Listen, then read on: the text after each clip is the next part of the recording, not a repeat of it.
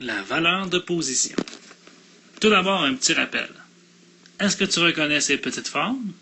Eh bien oui, ce sont les blocs unités. Donc voilà. Alors le premier c'était l'unité, ensuite la dizaine, la centaine et les millièmes. Donc pour avoir une dizaine, j'avais besoin de 10 unités. Pour avoir une centaine, 10 dizaines. Et pour avoir un millième, j'avais besoin de 10 centaines. Donc c'est toujours des groupes de 10.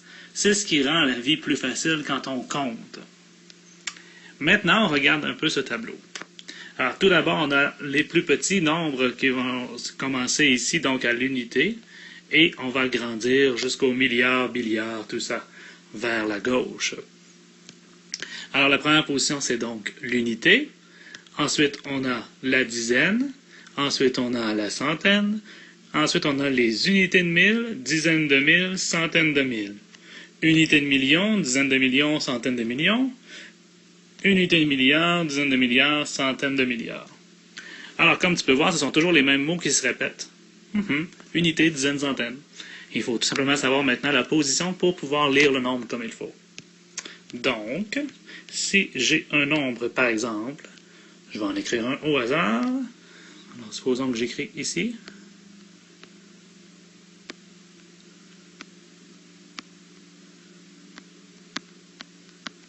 Je devrais donc dire 23 198 054.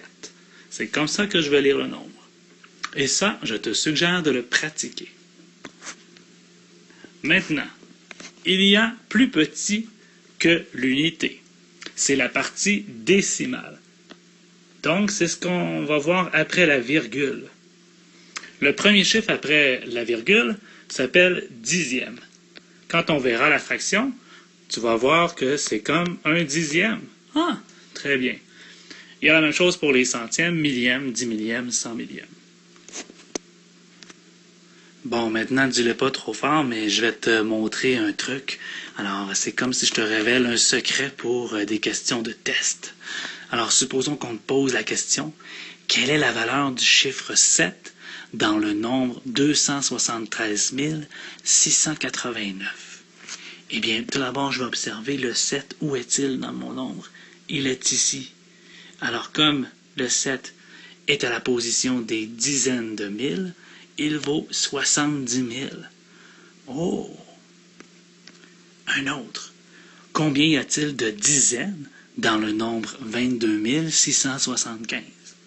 Tout d'abord, je vais devoir repérer la dizaine. C'est le 7. Mais il y en a combien de dizaines? Il n'y en a pas juste 7.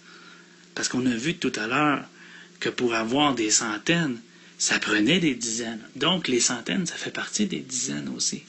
Ah, ok, c'est des paquets de 10. Ok, je comprends. Donc, il y a combien de paquets de 10 en tout dans ce nombre-là? Alors, il y a 7 dizaines. Oui, c'est vrai. Mais il y a aussi 6 centaines. 6 centaines, c'est la même chose que 60 dizaines. 2 unités de 1000 ou 200 dizaines, 2 dizaines de 1000 ou 2000 dizaines. En tout, il y a 2267 dizaines. Bon, là tu trouves que c'est un peu bizarre. Eh bien, regarde encore ici.